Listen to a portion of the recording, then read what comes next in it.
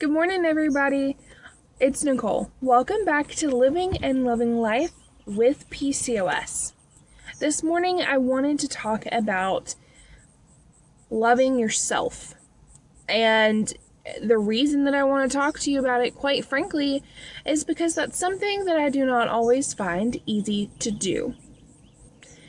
When I set out to make this channel, I fully intended to be extremely honest, even, when it came to stuff like this, even if it was about me. This was not a channel where I was going to talk in euphemisms or generalizations. Chances are, if I'm bringing up a topic, it's something that I've dealt with. And if not, it's something that I've either been worried about or concerned about. But in this particular case, it's something I struggle with. And I think it's something that we all struggle with at some point in our life. And I feel like it's important to talk about because loving yourself is extremely important. And once upon a time, I used to think that I didn't care what other people thought, that, I was confident with who I was and what I did, no matter what. And to an extent, I was right, but I still cared what other people thought. I still cared if people thought I was overweight. I still cared if I felt like people judged me for anything, from my social economic status to, my ability to get pregnant or not to get pregnant, my having children or not having children. There are a lot of things that used to really weigh on how I looked at myself and whether or not I would beat myself up about things. And then I kind of had a wake-up call. This wake-up call came March 2014, which, if you have browsed my channel at all, or you happen to know me in my personal life and not just from YouTube, you will know that March 2014 is when my mother passed away. Somewhere here on the channel, I have a memorial video that I created for her, and I can link that down below since I'm talking about her. But my mother raised me to be independent and confident and to truly love myself, and she did this mostly by leading by example. Was her example perfect? Absolutely not, but whose is? I have yet to meet a perfect person, and my mother was no exception to that. But she was perfectly imperfect, and she always told me to, be kind to myself, to love me, regardless of what other people thought, regardless of what other people did or believed or ran their mouths about. And she wanted me to be confident. She wanted me to be fearless and independent. And for a large part, I feel like I am to an extent. But that self-love piece of it, that part of it is challenging for me. I can be independent all day long and I can be confident all day long in certain areas, but sometimes when it boils right down to it, I don't necessarily give myself the kindness that I deserve. I am extremely critical of me. And, it's everything from how much I weigh to not being able to carry a pregnancy to term to have only been able to get pregnant twice in 10 years of being with my husband and us trying off and on throughout that. You know, it's a lot of things. I'm really hard on me. They say that your world's toughest critic is yourself, and I fully believe that. I know that I can be really critical of me, which is crazy because I spend so much time, and I think this might be why, but I spend so much time trying to lift others up, trying to build others up, genuinely, not with, insincere compliments, but genuinely build them up. And I think that part of that is me compensating for the fact that I don't do that for myself. So why is loving yourself for who you are, flaws and all, so important? Well, it's important for several reasons. One, it just makes sense to be kind to yourself and to love yourself because, if you can love yourself and be kind to yourself, then other people will be. And other people will love you and see that in you and see that you are truly and fully confident in yourself. And they'll want to get to know you more. But that's a process, and it's not an easy one, and it's not a perfect one, and we're all human, and we're all eventually going to beat up on ourselves some. But at the end of the day, we need to be able to look ourselves in the eye in the mirror. And there were times where I didn't do that. I didn't want to look at myself in the mirror. I didn't like that person. I didn't like that person. I didn't like how she had let go of trying anymore to lose the weight or to, stay positive about her diagnosis. That was not someone that I recognized. And I didn't like her. And I didn't want to meet her eyes in the mirror. But when my mom passed away, my ability to avoid my own reflection went away with her.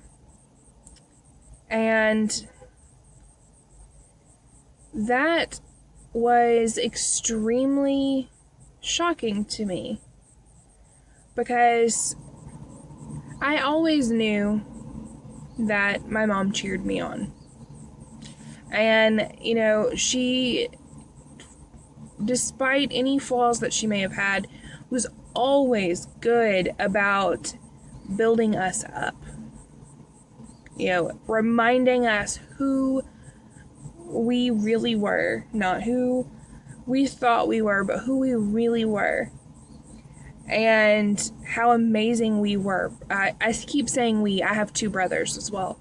But she really focused on letting the three of us know that we were important, that we were special, that we had qualities that the world needed. And when that voice, when my mom was no longer around to say those things out loud, and I simply have her words as my memories to go off of,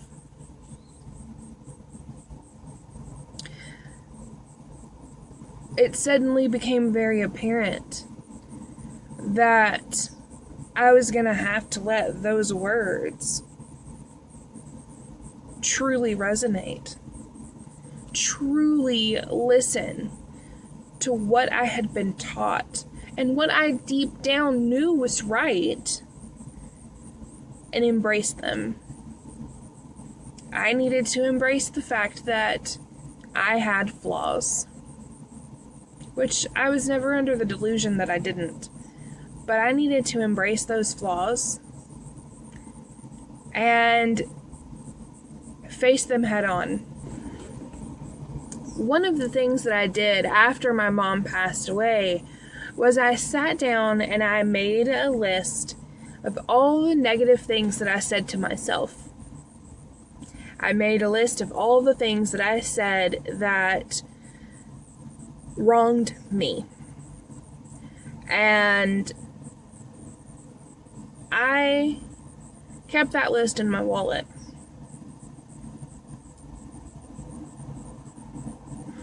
And one by one, out to the side, I would write what I said to myself and what my mom would have said if she heard me say that.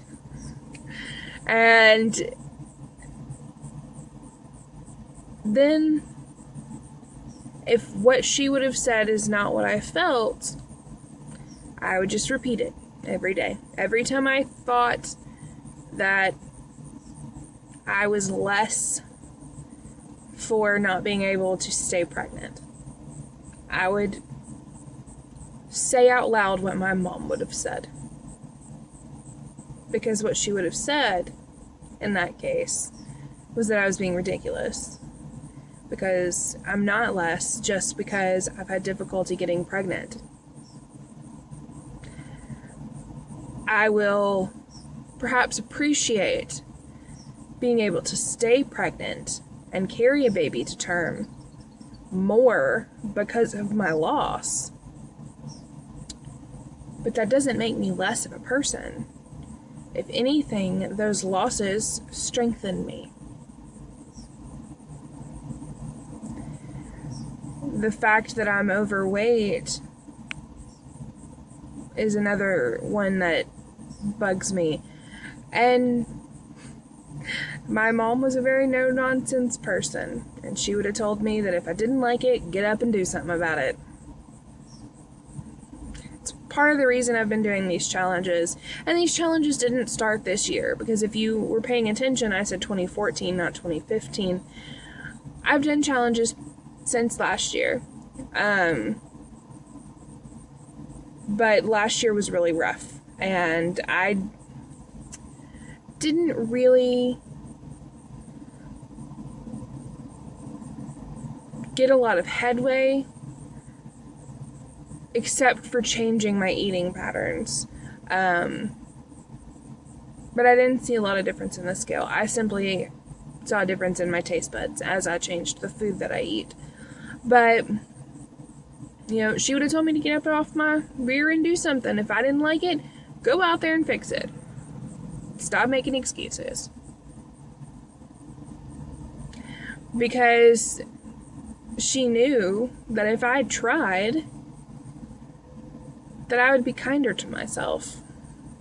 Because even if I wasn't seeing the huge results that, you know, you want to see when you're losing weight, I would know that I was trying. And I would know that you have to keep trying in order to really see results, especially with PCOS. The fact that my body doesn't react normally to things. She would have told me that I'm not normal, and there's nothing wrong with that. And you know what? My mom was right on all of that. There is not a single thing that she would have said that's not true. And I know that if I stop beating me up, because the world's going to beat you up eventually, it's going to go, you're going to go a couple rounds, whether it's financially, whether it's, spiritually, whether it's, whatever. Life is not easy. I fully believe that you sometimes have to fight for what you get and fight for the goals that you have, the milestones and achievements that you make, because life is not easy and nobody is just going to hand you anything except yourself. So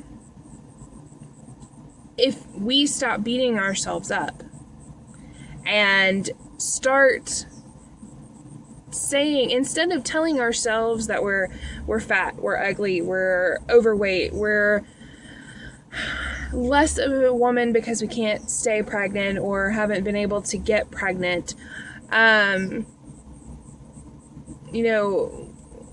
if we stop telling ourselves these things and focus instead on the positive things that we can control and that we can do, and are kinder to ourselves, and work our rears off to reverse as many negative things as we can in the process, then those things go away. If someone told you, I'm fat, I'm ugly, I'm less of a woman because I can't get pregnant, what would you tell them? That's what we need to be telling ourselves. We needed to tell ourselves what we would tell someone else. It's that simple. Now, I'm not saying ignore the problem, because if you're overweight, you're overweight. It's that simple. But the fact of the matter is, you don't have to stay that way. And, after I made this list of all the things that I had done wrong to myself, and I made the list equally side by side of all the things that she would have told me to, crush each and every one of those, I actually wrote myself a letter and apologized to me, from me, for the wrongs, all the negative crap that I'd been telling myself for years. I apologized to myself for all the wrong that I had done to me. And I made myself certain promises and set certain goals to make it up to me, or to make amends to me. And I put a system in place where I track things. And part of that system is taking photos. I love to take photos. It's something I enjoy doing as a hobby. It's something that, is extremely important to me, and I even like to do on the side as a part-time money-making endeavor. But I document my progress, so that on the days when I'm a little less inclined to listen to the positive things, I can go back and see them. I can see where I started and where I'm at. Excuse me, I have the hiccups. The bottom line, the very point of this whole video, is you have to be kind to yourself if you expect anyone to be kind to you. If you want respect, you have to first respect yourself. If you want confidence, other people to treat you like you're confident, you have to be confident in yourself. You cannot allow yourself to tell you things you wouldn't allow anyone else to tell you. It's that simple. So, I wanted to do this video. I wanted to get this out there because this video is actually another one of my milestone type achievements. And that is actually opening up my mouth and saying out loud these things to another person, because I know that I am not the only person out there who has felt this way. And if I can help one other person by sharing my experience and the way that I'm approaching it, then maybe I can help someone. I fully believe that you can take these basic principles and use them to turn your life around. Use them to turn around the way that you treat yourself. Is it going to happen overnight? No. Did you beat yourself up overnight? No. You didn't. So changing it is not going to happen overnight either. But changing it is possible. And being kind to yourself is possible. That is the whole point of this video. I really hope that you found this video to be helpful. And if you did, please hit the like button and look in the description box below, because I'm going to have some links to places where you can go and talk to other people about what you're going through, because that was another thing that I did. What to help me get through this is I talked to someone else about it. Someone else who would listen and not judge. And that helped. Just getting it out. Just putting it out there is very therapeutic. So I'm going to put some links down below. I'll have one for soulsisters.net, where they have their message board. I'll have one for BabyCenter.com. They have a forum board for PCOS as well. I will link a Facebook group down below, and I'll have social media links where you can follow along as I document everything that I can, and that'll be linked down below as well. My mom's memorial video, in case you're interested, will also be linked. There's actually a song in there that's original, that was written by my brother. He wrote the music and the lyrics, and did the performance in that video. But I'm getting off topic. If you found this video helpful, or you think that this video will help someone you know, then hit the like button and share it. Share it in your local forum. Share it in your, your local women's group, because this issue does not just relate to people with PCOS. We're all tough on ourselves, PCOS or not. So share this video, give it a thumbs up. Let me know if you've ever been through this. If you have any suggestions or tips or tricks that really work for you, let me know in the comments below. If you have any questions about some of the things that I did, or how long it has taken me to get to this particular milestone, let me know in the comments below.